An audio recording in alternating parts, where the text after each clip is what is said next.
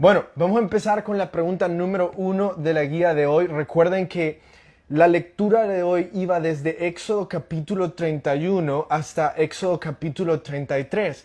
Hoy nos tocó leer esos tres capítulos y de esos tres capítulos sacamos las preguntas que vamos a leer ahorita. Y la primera pregunta tiene que ver mucho con esperar en Dios. Entonces, ¿qué está esperando usted que Dios haga? Es lo que vamos a ver ahí, pero la pregunta dice así. La pregunta dice, ¿fiesta a Jehová con un becerro como ídolo, como Dios?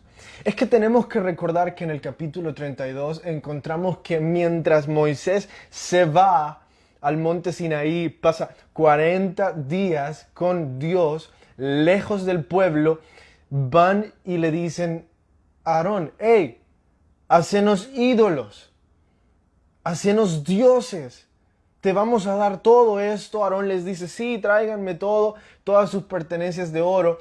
Y hacen una fiesta. Y no crean que una buena fiesta, sino una terrible fiesta. De esas que hacían en Egipto. Y muchos historiadores creen que la razón por la que hicieron un becerro de oro fue porque los becerros de oro eran parte de algunos cultos y urgías que hacían en Egipto. Fue una depravación ese día. La pregunta es, ¿cómo es posible que como acto de agradecimiento a Dios por haberlo sacado de Egipto, ellos ahora estén haciendo eso? Bueno, déjenme explicarles algo. Eran un pueblo que por primera vez en la vida eran libres. Siempre habían estado bajo el yugo de una ciudad o de un gobierno. Siempre les habían dicho qué hacer y ahora tienen libertad. ¿Qué van a hacer con esa libertad? No solo tienen esa libertad, sino que también Moisés se va durante 40 días, están en el desierto y algo sucede. Ellos se cansan de esperar que Moisés baje. Esperan el día 20, Moisés no bajó y entonces fuimos olvidados por Dios. ¿Qué está haciendo Moisés tanto tiempo ahí arriba? Día 23, hey, Moisés sigue sin bajar. Día 25, ¿alguien sabe algo de Moisés? Día 30, Dios aún no dice nada. Día 35, no tenemos idea si Dios se olvidó de nosotros, si nos va a responder, no sabemos siquiera si Moisés está vivo. Ellos cayeron porque no supieron esperar en Dios. Así que escúchenme. ¿Cómo manejamos los retrasos ordenados de Dios? Es una buena medida para saber nuestra madurez espiritual.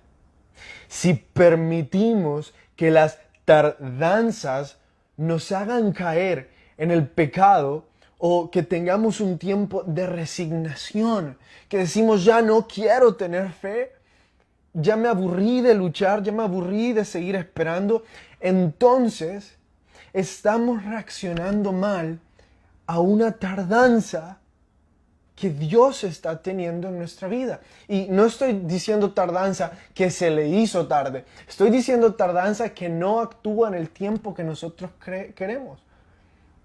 Pero si permitimos que dichos tiempos hagan y crezcan en nosotros una perseverancia de seguir a Dios aún más profundamente, entonces haremos buen uso de ese tiempo. Sé que muchas veces Dios tarda en contestar y sé que es difícil encontrarse en la situación de preguntarse, Dios, quiero recordarte que estoy en el desierto. Y han pasado ya 39 días, 38, qué sé yo, quizás 5 o 10 años. Y no has respondido. No he visto a tu siervo actuar. Entonces, Dios, ¿podrías decirme qué es lo que estás haciendo? En ese tiempo de espera vamos a tener dos opciones. Y la que los israelitas tomaron fue hacerse ídolos. Como no querían esperar el tiempo de Dios, terminaron buscando ídolos. Estimado hermano, tenemos la tentación y estamos expuestos a que en el tiempo que Dios nos está haciendo crecer en paciencia, podemos terminar creando nuestros propios ídolos o buscando viejos ídolos. Cuando pudimos haber esperado la respuesta de Dios, que iba a ser algo más grande de lo que nosotros podemos imaginar, como lo fue, o como lo hubieran sido, las 2 tablas con los 10 mandamientos. No desfallezca. Dios está obrando, pero hay que tener paciencia. La pregunta 2 dice, ¿puede Dios arrepentirse? Recordándonos del verso que dice que Dios no es hombre para arrepentirse y también recordándonos del principio que Dios es perfecto. Entonces, si es perfecto, no se puede equivocar y arrepentirse de su error porque entonces dejaría de ser perfecto. Bajo esa lógica, la pregunta nos está diciendo, ¿puede Dios arrepentirse? ¿Y por qué? Es que en el verso 14 del capítulo 32 de Éxodo dice lo siguiente. Entonces Jehová se arrepintió del mal que dijo que había de hacer a su pueblo. Esa palabra, se arrepintió, en arameo no significa lo mismo que para nosotros en español. Nosotros conocemos esa palabra como un deseo de retractarse o un deseo de no haberlo hecho. Pero esa palabra en arameo significa dolerse por lo que uno ha hecho. Dolerse por lo que ha sucedido. Les voy a dar un ejemplo. No sé si a ustedes les gustan las pastillas, pero yo no soy muy aficionado a las pastillas. Si ustedes en algún momento toman una pastilla y la tienen en su boca durante mucho tiempo, pronto van a dolerse de la situación, porque saben muy feo, su sabor es feísimo. Pero debe de estar ahí. Yo no la quiero sacar de mi boca, sé que me va a ayudar, entonces la voy a mantener ahí a pesar de que me duela, que no me guste cómo se siente. De la misma forma, Dios se dolió de haber escogido a los israelitas. No estaba diciendo ya no los quiero, no estaba diciendo fue un error haberlos escogido, está diciendo me duele lo que ellos están haciendo. Dios también siente dolor. Dios también tiene sentimientos como usted y yo tenemos sentimientos. Vamos a la pregunta número 3 de nuestra guía. Si Dios no ordenó que bebieran el oro molido o la ejecución de los aparentemente principales culpables, ¿por qué ordenó Moisés esto? Bueno, es que tenemos que recordar que en la historia, y hermanos, si ustedes, lo que yo voy a explicar ahorita es porque pasé tiempo esquematizando esta historia, leyéndola y siguiendo la pista de lo que está sucediendo e imaginándome lo que sucedió. Entonces, hay como un pedazo de tiempo perdido entre el momento que Moisés baja y funde el becerro de oro. O sea, lo deshace. Porque no nos dice quién le ayudó. No nos dice cómo fue. Sino que de repente la historia nos dice, bajó y después hizo esto. Entonces, piensen en lo siguiente. Aquellos que habían promovido eso, por favor imagínense, aquellos que habían promovido eso, que habían dado más oro, o sea, más de sus pertenencias, cuando escuchan que Moisés va a fundir su ídolo, ellos ponen el grito en el cielo y empiezan a reñir, empiezan a pelear, obviamente. Moisés, ¿por qué vas a hacer eso? Empiezan a renegar, alzan su voz en contra de Moisés. Yo me pregunto incluso si quisieron detenerlo físicamente y a lo mejor Josué los detuvo. Entonces, yo pienso que Moisés hizo esto de esta forma. Tanto quieren su oro, se lo van a tragar. tanto quieren saber lo que hacer ídolos significa en su vida, pues se lo van a tragar. Pero la pregunta es, Dios no le dijo a Moisés que hiciera eso. Incluso en la plática que Dios y Moisés tuvieron, se había acordado que no iba a pasar nada al pueblo.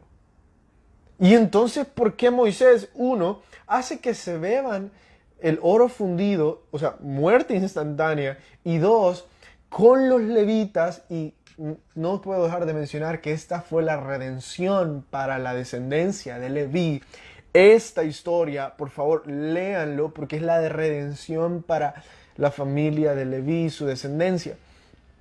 Con ellos asesinan a todos. Dios no lo había dicho. Bueno, déjenme contarles algo. Yo pienso que todavía estamos a tiempo para conocer esta parte de la vida de Moisés.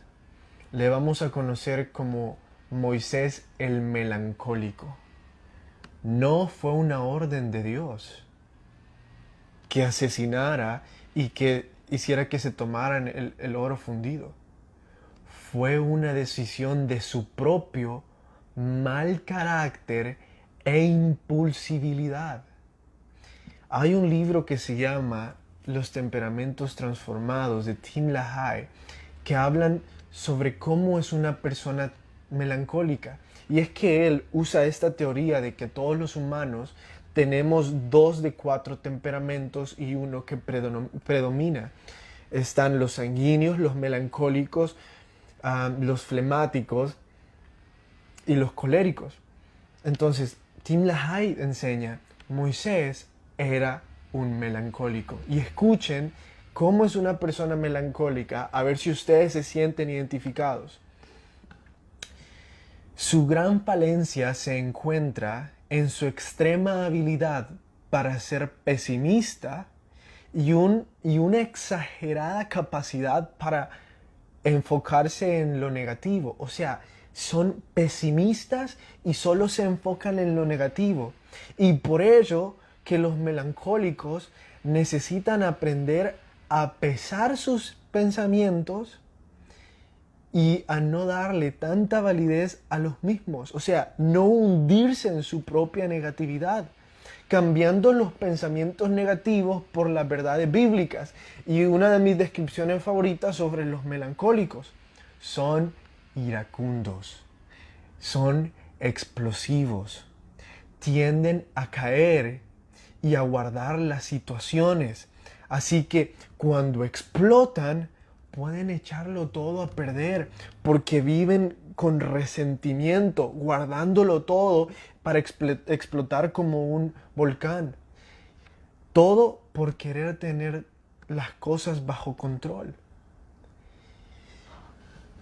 Ahora creo que ustedes me podrán entender cuando les diga, Moisés ordenó eso por impulsividad e ira, no porque Dios lo haya mandado.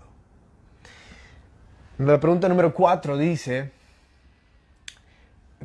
¿acaso es una buena excusa esta, la de Aarón? Es que cuando Moisés le pregunta, Aarón, ¿y qué hiciste? ¿Cómo es posible que hayas hecho lo que hiciste? Entonces Aarón le responde esto. En el capítulo 32, verso 24, le dice a Aarón, y yo les respondí, ¿quién tiene oro? Apartadlo. Y me dijeron, y me dieron, y lo eché en el fuego, y salió este becerro. ¿Saben qué? ¿Saben cuáles son las dos excusas de Aarón? Primero es, ellos me dijeron, yo solo le estaba haciendo caso. ¿Qué querías que hiciera, Moisés? ¿Que me dejara asesinar por ellos?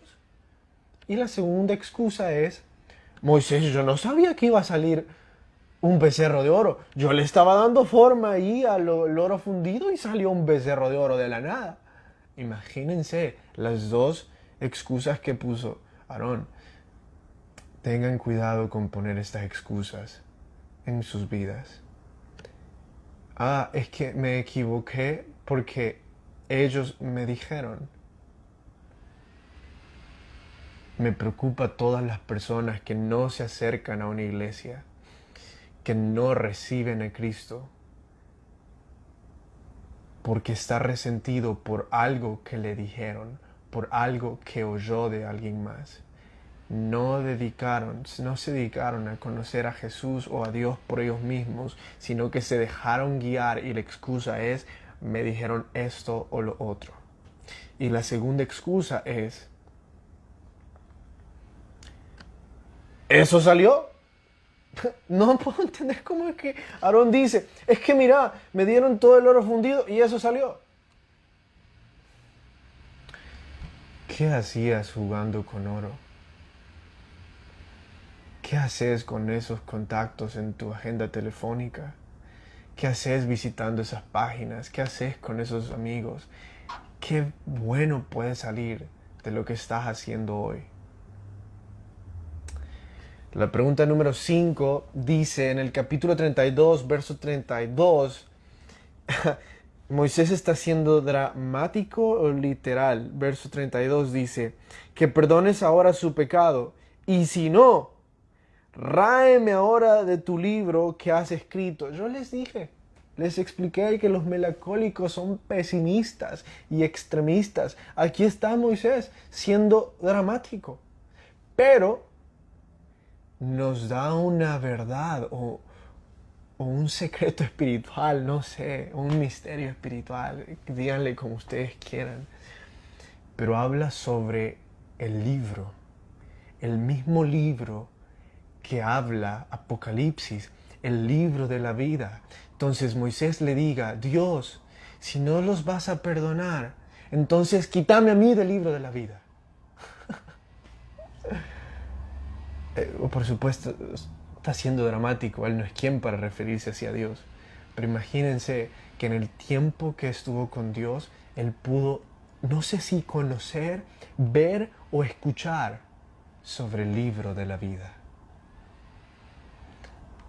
Vaya privilegio el de Moisés. Capítulo 33, verso 11 de Éxodos dice lo siguiente: y hablaba Jehová a Moisés cara a cara. ¿Cómo es posible de que Dios hable cara a cara cuando Él le dijo de que humano que le vea va a morir? ¿Cómo es posible que Dios hable cara a cara si no tiene un cuerpo? Bueno, a esto nosotros le conocemos, esta es una figura literaria que nosotros le conocemos como antropomorfismo. Lo voy a repetir para que puedan anotarlo y buscarlo después en internet.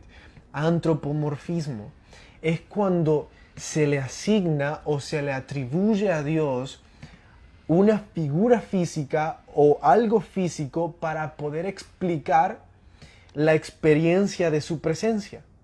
Por ejemplo, cuando nosotros decimos que tu mano nos proteja, nosotros sabemos que Dios no va a poner una mano gigante sobre nuestra casa, sino que estamos asignando una figura física a la presencia de Dios sobre nosotros.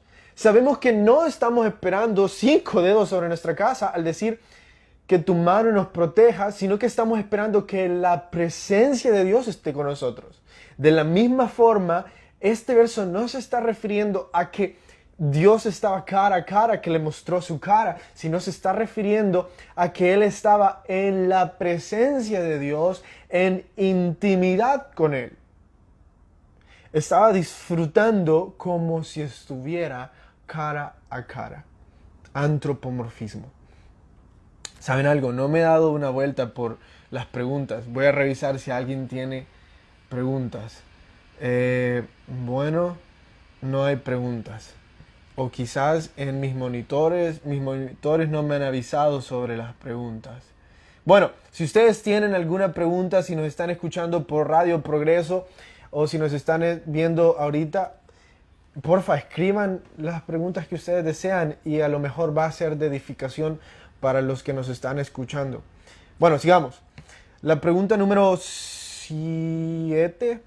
Sí, prueba de que hemos hallado gracia ante Dios. En el verso 16 del capítulo 33 lo encontramos. Escuchen esto. Dice el verso 16. ¿Y en qué conocerá que aquí que he hallado gracia en tus ojos, yo y tu pueblo, sino en que tú andes con nosotros y que yo y tu pueblo seamos apartados de todos los pueblos que están sobre la faz de la tierra. Bueno, entonces, ¿cuál es la prueba de que hemos hallado gracia delante de Dios? Es que Él va a estar con nosotros. No hay nada peor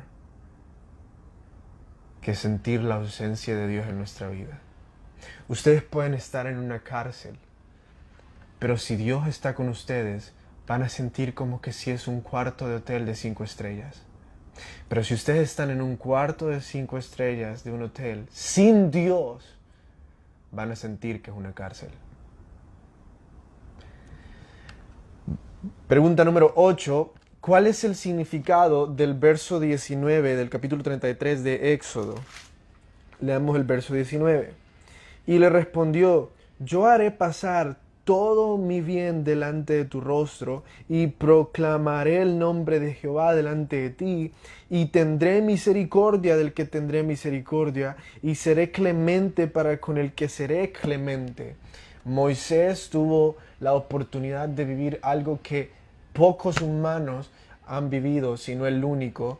Quizás los 3 discípulos en el monte de la transfiguración con Jesús vivieron algo similar, pero Moisés fue capaz de ver físicamente no el cuerpo de Dios, sino su esencia.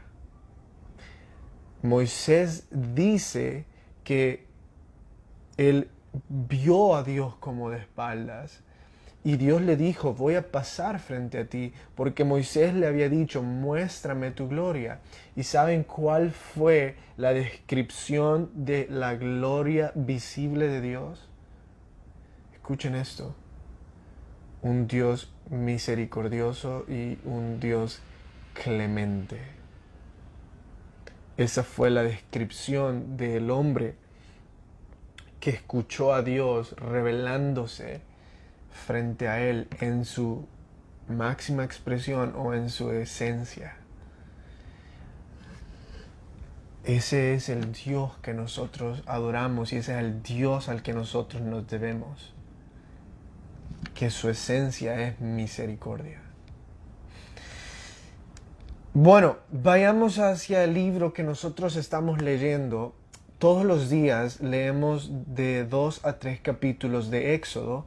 Luego hacemos una serie de preguntas para resolver durante el día y después las respondemos en este programa, y algunos que tengan preguntas sobre: hey, no entendí esta parte, o no me quedó clara esta pregunta, o me perdí aquí o allá, pueden hacerlas en vivo durante el programa. Pero no solo hacemos eso, sino que también leemos un libro afín o un libro paralelo a la Biblia, un libro cristiano, y en este caso estamos leyendo el de Charles Spurgeon, un discurso de mis estudiantes. Y de la misma forma hacemos una guía, o sea, preguntas, y después las respondemos. Pero por el tiempo yo no voy a poder ir por todas las preguntas. Entonces lo que voy a hacer es que voy a responder unas pocas, y las primeras... esperen, hay una pregunta acá. Bueno, no hay pregunta. Solo me escribieron: no hay pregunta. Entonces lo que yo voy a hacer ahorita es que voy a leer las primeras y después voy a dar un resumen de lo que leímos hoy. Los necios admiradores no tardarán en volver las espaldas al predicador. ¿Por qué esta afirmación? Es que Charles Spurgeon le está enseñando a todos sus estudiantes y a todos los que van a ser pastores. Les está diciendo lo que va a suceder cuando se conviertan en líderes o en pastores de una iglesia. Van a ser invitados a una fiesta, y cuando lleguen a esa fiesta, las personas se le van a quedar viendo y le van a poner como en un pedestal, y va a ser como una estrella de cine entrando.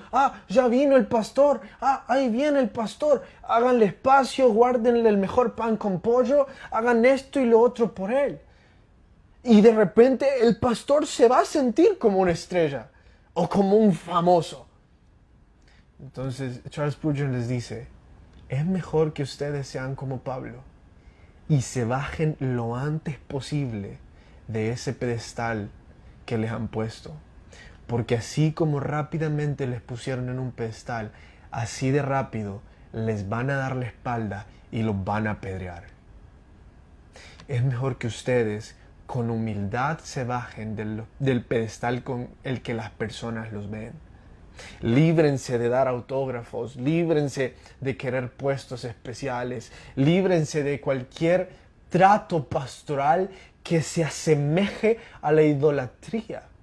Y Charles Spurgeon dice eso. Recuerden que promover algún tipo de admiración personal hacia ustedes mismos es idolatría. Van a estar promoviendo la idolatría. La imagen de Jesucristo se va a ver sesgregada por la imagen de ustedes. Porque ustedes están vendiendo un evangelio incorrecto que trata sobre venerar humanos y no amar a Cristo. No sé si ustedes están en el error de querer vanagloriarse y querer ponerse en un pedestal, o están en el error de poner a pastores sobre un pedestal. Sea como sea, es tiempo de bajarse de ahí.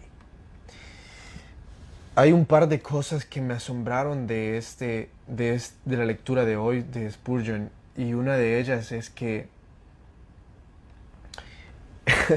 él dice, en la misma fiesta o en alguna situación en la que ustedes estén platicando con personas, háganse cargos o sean responsables de la conversación que ustedes estén teniendo con esas personas.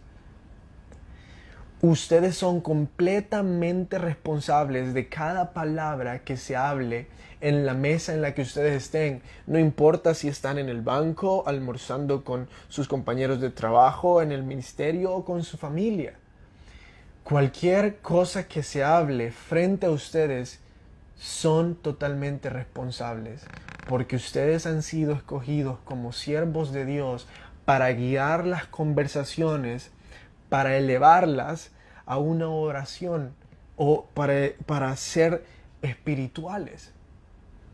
Y dice Charles Spurgeon, si ustedes creen que eso es bastante difícil, en la intimidad de su corazón, órenle a Dios en ese momento para que les guíe cómo llevar esa conversación inútil que están teniendo con quién sabe quién en una conversación espiritual que va a edificar a los demás.